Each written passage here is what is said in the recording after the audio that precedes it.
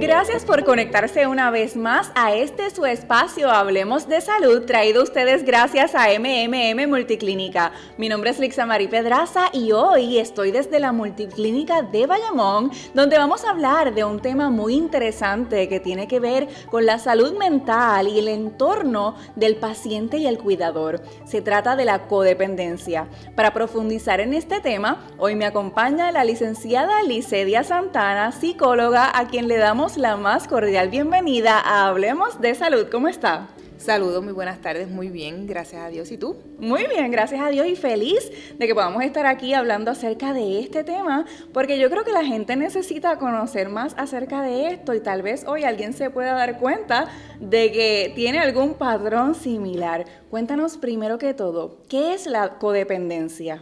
Pues una conducta compleja que está basada en pensamientos irracionales que de alguna manera responden, ¿verdad? Cuando hablamos de pensamientos irracionales son pensamientos que no tienen ningún tipo de fundamento y que probablemente trabajan de manera incongruente, haciendo un comportamiento totalmente maladaptativo en las relaciones interpersonales, sean de familia, sean de cuidador, ¿okay? Sean a nivel de pareja, inclusive laborales, inclusive a nivel de comunidad también. Se establecen relaciones de codependencia. ¿Y qué causa la codependencia? Y en específico mencionaste la relación entre cuidador y paciente. ¿Qué causa esto? Pues mira, realmente, ¿qué es lo que lo causa?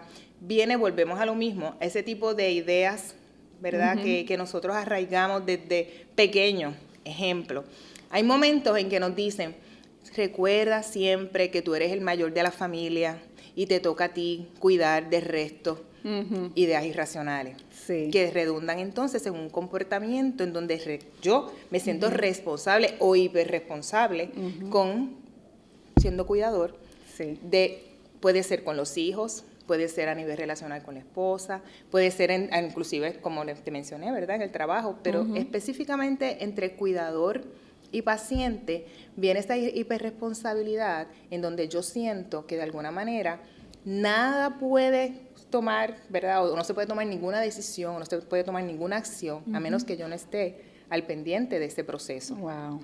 ¿Okay? ¿Y qué sucede? Que el paciente de alguna manera se siente que tiene que respaldar, ¿ok? Ejemplo, tenemos al papá, que es de alguna manera puede ser el cuidador. Tienes al hijo, ¿verdad? Si lo hablamos en relaciones de familia. Y entonces, no, tiene que contar conmigo. Tengo que ir no, tiene que pasar primero por mí. Si es al revés, que entonces es el hijo el que tiene que cuidar del padre, pues entonces hay que hacer una reunión familiar para tomar decisiones, pero al final de la historia, ¿quién toma la decisión? El que entiende que es el responsable de esa decisión, porque dentro de esos procesos de ideas irracionales que tiene, obsesivas, de que él es el que le corresponde, es el que va a tomar la decisión. Es donde tenemos que tener mucho cuidado, porque esas relaciones de codependencia al final parecen relaciones de amor, pero se convierten en relaciones de control.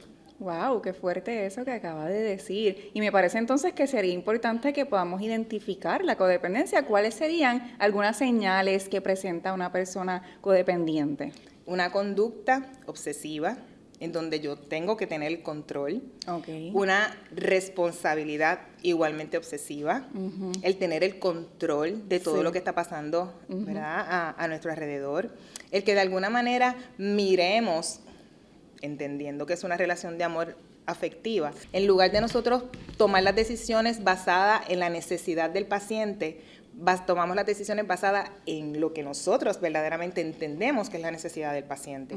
Y tenemos que tener mucho cuidado porque en ese proceso en donde nosotros estamos buscando no necesariamente que el paciente esté bien, estamos buscando cómo los demás nos ven. Y que los demás, ver esa aprobación que de alguna manera nosotros tengamos que tener de otros, de cómo nos ven, de cómo nos miran, de esa observación constante. ¿Por qué? Porque de esa manera nosotros nos sentimos seguros, porque una de las características de una persona codependiente, ¿verdad?, es inseguridad. Ajá. ¿Y qué le provee seguridad? El dependiente le diga lo que tú digas. Lo que tú digas yo voy a hacer. Eso es lo que le va a generar entonces el proceso de control. Entonces, en eso que nos está planteando, en ese escenario, es importante marcar límites. Totalmente hay que marcar los límites. Lo que pasa es que a una persona codependiente se le hace un poco difícil trazar esos límites. Ya. ¿Por qué? Porque esa necesidad constante de afirmación que necesita del otro no le permite establecer o marcar esos límites. ¿Quién se supone que marque los límites? Pues entonces el dependiente, ¿verdad? Es el que diga, yo lo puedo hacer, yo lo puedo trabajar, yo lo puedo establecer. Pero como es una relación disfuncional, volvemos, parecería que es una relación sana porque estamos acostumbrados culturalmente a eso, a delegar. Claro. En la cultura de nosotros está acostumbrada a delegar. ¿Y qué sucede? Que no delegamos de manera responsable. A veces delegamos a una sola persona de que haga el trabajo del resto. Sí, y que eso suele suceder mucho en las familias. Totalmente. Y me parece bien interesante lo que está mencionando, porque muchas veces hemos pensado que es altruismo, es este deseo que la persona esté bien, cuando en realidad tiene que ver más bien con sí mismo. Sí. Aunque parecería que es algo correcto, la idea que viene arraigada, ¿verdad?, en esa persona codependiente es una idea totalmente irracional, porque siempre pensamos que el que hace las cosas bien lo van a ver mejor. Ya. Pero ¿qué es hacer las cosas bien? Eso tiene que ver también, ¿verdad?, con cómo yo interpreto lo que es hacer lo correcto. Sí. Pero si dentro del modelo de familia en el que yo he estado, hacer las cosas bien es cuidar de los demás, atender, velar, responsabilizar, que la forma en cómo yo me voy a comportar o cómo yo voy a realizar las cosas va a ser igualmente que exagerada. O sea, que la crianza y el aprendizaje y las experiencias de vida aquí también tiene mucho que ver. Totalmente. Cuando nosotros estamos atendiendo a un paciente que es cuidador, siempre vamos a mirar lo que es la historia de vida. ¿Por qué? Porque la interpretación que él le da a lo que es cuidar va a tener mucho que ver en la respuesta que va a hacer en el proceso de atender al paciente. Sí. ¿Verdad? Nosotros tenemos aquí, en verdad, como pacientes, vienen muchos cuidadores, ¿okay?, que están como agotados físicamente, agotados mentalmente, agotados emocionalmente, pero sienten que es su responsabilidad atender ¿verdad?, ya sea a su padre, a su hermano, a su esposo, a su hijo, porque no todos los pacientes que tengan, ¿verdad?, enfermedades crónicas, a veces lo pensamos que son únicamente personas de edad avanzada. No ocurre así. Okay. Y de igualmente nos agotamos, de igualmente lo miramos desde una perspectiva altruista o de una perspectiva de amor, pero llega a ser entonces un proceso de sobrecarga y de agotamiento físico y mental. Y entonces cuando eso ocurre, ¿qué sucede? Que se convierte en una tarea. En lugar de yo hacer las cosas de carácter voluntario, de yo hacer las cosas por el compromiso que tengo, de yo hacer las cosas porque deseo hacerlas, me levanto todas las mañanas como que lo tengo que hacer, ¿verdad? Cojo un segundo aire. Cuando se sientan conmigo, por ejemplo, es que estoy ya, que es algo que no quiero hacer. Drenados. Y me siento mal porque se supone, porque yo debo, porque yo tengo, ¿ok? Pero eso se supone, ese yo tengo, ese yo creo, viene acompañado del modelo de crianza, ¿verdad? De su historia de vida, de cómo fueron formados, de cómo se relacionaron en términos interpersonales desde que eran pequeños. ¿Okay? Yo siempre hago este cuento de que hay veces que estamos en una comunidad en donde pues está el que tiene la bola, pero el que tiene la bola no juega, no sabe jugar. Pero ¿qué pasa? Los que están alrededor quieren jugar con él, pues que les toca, aunque no sepa jugar, me tengo que unir con él. ¿Y qué hace el que tiene la bola? Cuando se cansa, me la llevo. ¿Y qué ocurre en una relación de codependencia? Yo tengo que promover constantemente, mantenerme jugando, aunque el otro no juegue. Y ahí es donde tenemos que tener mucho cuidado en cómo nosotros establecemos y nos manejamos en las relaciones interpersonales. ¿Por qué? Porque si no, no vamos a poder promover genuinamente nos vamos a poder promover en ese paciente, ¿ok? No en el cuidador, sí, en el paciente, este proceso de interdependencia que necesita. Entonces nosotros vamos a estar todo el tiempo quejándonos, constantemente va a haber este proceso de queja y no necesariamente nosotros vamos a ser buenos colaboradores, sino todo lo contrario, ¿ok? Y el proceso de cuidar tiene que ver mucho, ¿verdad? Con cómo yo manejo las relaciones afectivas, cómo yo manejo el concepto de responsabilidad, cómo yo manejo el concepto de realmente de atender y de asistir. Yo siempre les digo así a los pacientes, asistan. Quítense en el modelo de cuidar, porque el modelo de cuidar es tan amplio. Asistan. Y le digo al paciente, permítanse ser asistidos.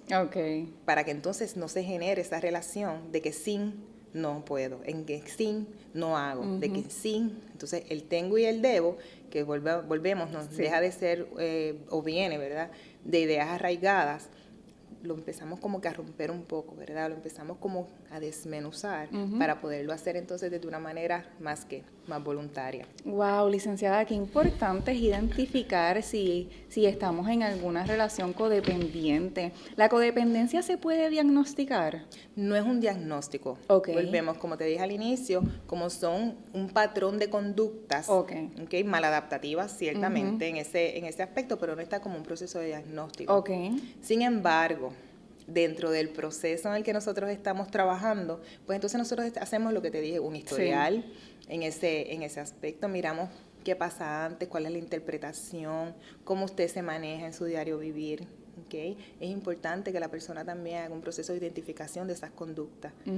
A veces no las identifican, a veces nos toca a nosotras identificarlos, ¿verdad? Y cuando nosotros lo identificamos, no siempre hay una buena receptividad. Oh, cierto. Eso es muy cierto, no siempre hay un proceso de receptividad. Hay un proceso, lo primero que ocurre es un proceso de decir, no, yo no hago eso.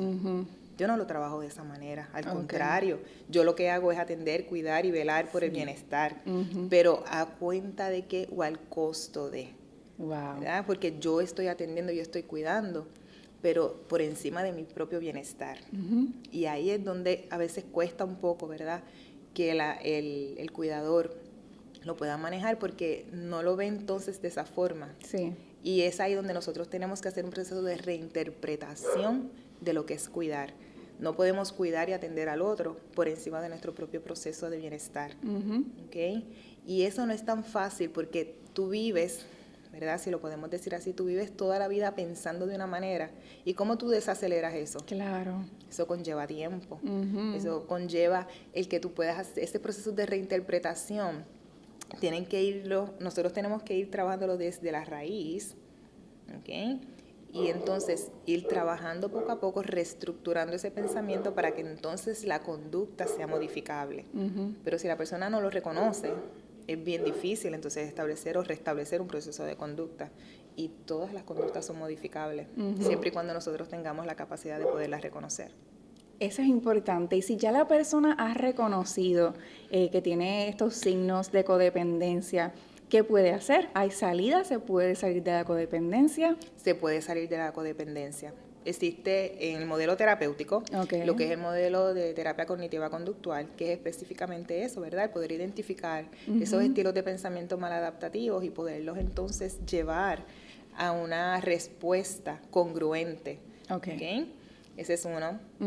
El sistema de apoyo que se tenga, que no necesariamente tiene que ser familiar. Hay veces que hay amigos, hay amigas. Qué interesante ese dato. Claro, en nosotros mismos que tenemos, y es curioso, pero nosotros tenemos el Members Club, y hay veces que ahí se desarrollan unas dinámicas muy positivas para esos cuidadores. ¿Por qué? Porque de alguna manera identifican recursos que a veces ellos ni sabían que existían. Mira, nosotros conocemos en tal lugar que existen, entonces ellos pueden, ¿verdad?, como que moverse un poco en esa dinámica, o ellos mismos se ofrecen. Volvemos, asistencia. La persona con dependencia le cuesta delegar. Y al costarle delegar, trabajar ese concepto, volvemos, de cuidar, requiere tiempo, pero se puede lograr. Siempre y cuando haya la disposición para poder entonces hacer ese proceso de manera estructurada y organizada. Qué importante, ¿verdad?, conocer todo esto. ¿Y cuál es el rol del psicólogo ¿verdad?, cuando tiene alguna persona codependiente? Pues mira, el rol del psicólogo inicialmente es poder o llevar al paciente, ¿verdad? A que pueda hacer un proceso de reconocimiento de esas conductas de codependencia que está promoviendo. Y al trabajar ese proceso nos vamos dando cuenta también, establecer ese perfil de personalidad que está ¿verdad? Que se está dando, y nosotros poder entonces ir organizando ese estilo de pensamientos que no les está moviendo, ¿verdad? O que no les está ayudando. Vamos, hasta cierto punto, hasta llevar una vida sana. Claro. Porque de eso se trata. Nosotros, como psicólogos, lo que promovemos es eso. Sí. Salud y bienestar. Y el establecimiento o restablecimiento, ¿verdad?, de relaciones interpersonales sanas y saludables. Licenciada, ¿algún consejo que usted le pueda dar a las personas que hoy nos están sintonizando y que tal vez se han identificado con el tema, ya sea en ellos mismos o en alguien que conocen? Es importante el que busquen ayuda profesional. Nosotros aquí en las multiclínicas, ¿verdad?, hay psicólogos en todas las multiclínicas, así que es importante la ayuda profesional, no solamente a nivel terapéutico, sino también a veces médico-psiquiátrico, porque hay veces que los niveles de ansiedad están demasiado elevados, que no permiten que haya un proceso terapéutico sano, y tenemos que tener la receptividad en ese aspecto, así que un proceso colaborativo siempre es importante. Tercero, hay veces que hay manifestaciones físicas que se dan. Así que cuando nosotros identificamos como psicólogos que hay unas manifestaciones físicas, yo soy de la que ante la duda saluda. Así que yo hago mis procesos de referidos internos también para asegurarme, ¿verdad?, de que físicamente esa persona está bien y que no hay una repercusión mayor, dentro de lo que es el proceso de salud. Tercero, es supremamente importante también que aprendamos a definir cuáles son nuestros roles dentro de lo que son las relaciones interpersonales. Sí. Cuando nosotros definimos nuestros roles dentro de las relaciones interpersonales, sabemos entonces cómo respaldarlas mejor. No podemos respaldar un paciente, no podemos respaldar un rol si nosotros no tenemos claros cuál es nuestra verdadera identidad dentro de nuestro verdadero proceso dentro de lo que es la relación de familia, sea cual sea. ¡Wow! ¡Qué maravillosos consejos, licenciada! Muchísimas gracias por haber estado con nosotros y hablarnos acerca de este importante tema. Gracias a ustedes por la invitación. Realmente espero que nos volvamos a ver pronto. Claro que sí. Y muchísimas gracias y que pasen una bonita tarde. Igualmente, y nosotros agradecidos con la información y confiamos poder recibirle más adelante nuevamente en Hablemos de Salud. Recuerden que pueden coordinar citas llamando al 787-522-2482 de lunes a viernes de 7:30 a.m. a 5 p.m. Gracias a MMM Multiclínicas por permitirnos este espacio. Hablemos de Salud.